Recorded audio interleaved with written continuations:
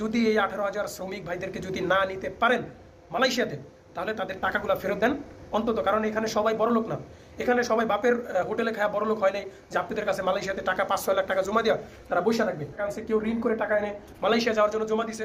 তো আমি দয়া করে অবিলম্বে যদি আপনারা যদি এই বছরের মধ্যে যদি জানুয়ারির মধ্যে যদি আপনারা না নিতে পারেন 18,000 শ্রমিক ভাইদেরকে, তাহলে তাদের টাকাগুলো, তাদের সমস্ত কিছু যত খরচ হয়েছে তাদেরকে খরচের টাকাগুলো বুঝিয়ে দেন।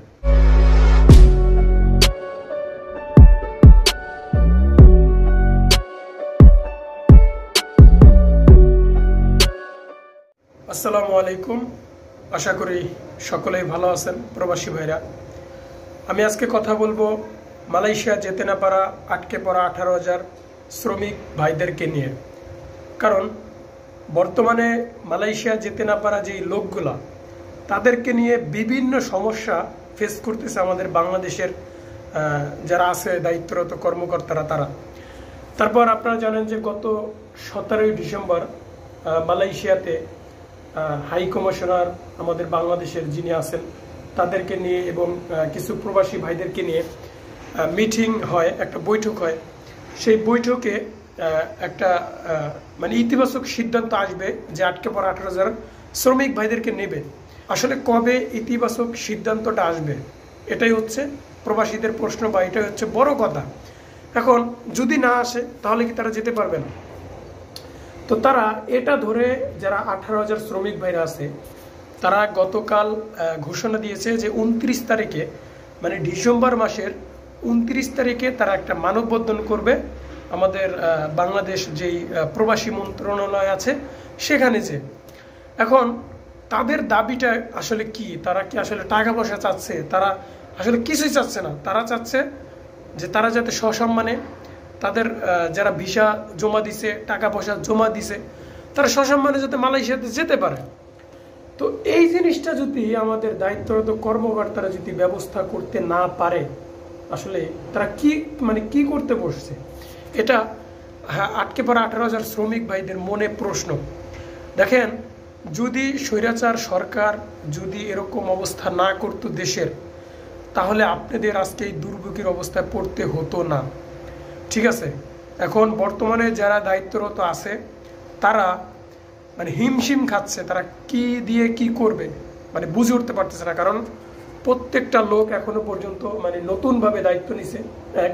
দ্বিতীয়ত হচ্ছে কিছু কিছু পদে আমাদের স্বৈরাচারের লোক কিন্তু এখনো আছে, তারা কিন্তু ঠিকঠাকভাবে কাম কাজ করতেছে না। তারা চাচ্ছে না যে এই সরকারকে আরো মানে এগিয়ে নিয়ে যাই, সেটা তারা চাচ্ছে না। এখন কথা হচ্ছে যে এই আন্দোলনের মাধ্যমে কি আমরা 18,000 শ্রমিকরা যেতে পারবো?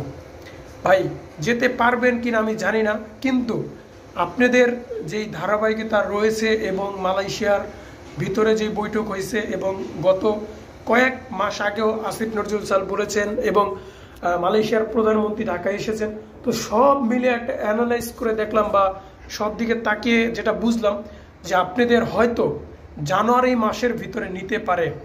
ভাই, আমার কথা হয়তো কেউ বিশ্বাস করবে কি করবে আমি জানি না, কারণ আপনাদেরকে আমি প্রমাণ দেখাই। আমি আমার ইউটিউব চ্যানেলে দেখেন, দুবাই নিয়ে আমি একটা ভিডিও আপলোড করেছিলাম যে দুবাইয়ের ভিসা খুলবে, যে কোনো সময় চালু হতে পারে, একটা ভিডিও দেখেন। এই ভিডিওটা আপলোড করার একদিন পরে দুবাইয়ের ভিসা খুলছে। ঠিক আছে, অনেকেই বলবে যে আপনি কাতার থেকে এইসব খবর কেমনে বলেন, কেমনে জানেন? ভাই, এগুলো আপনাদেরকে আমি বললে বুঝবেন না। কারণ আমরা যখন কোনো একটা নিউজ তৈরি করি তখন আমরা সব ইনফরমেশন নিয়েই, সব দিকের খোঁজ খবর নিয়ে আমরা ভিডিও করি।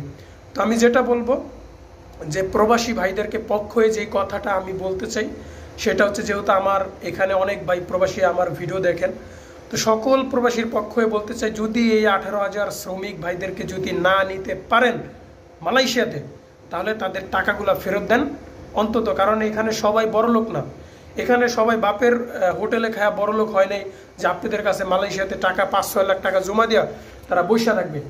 এখানে সবাই হয়তো মধ্যবিত্ত ফ্যামিলির ছেলে, কেউ হাওলাত করে টাকা আনছে, কেউ ঋণ করে টাকা এনে মালয়েশিয়া যাওয়ার জন্য জমা দিছে।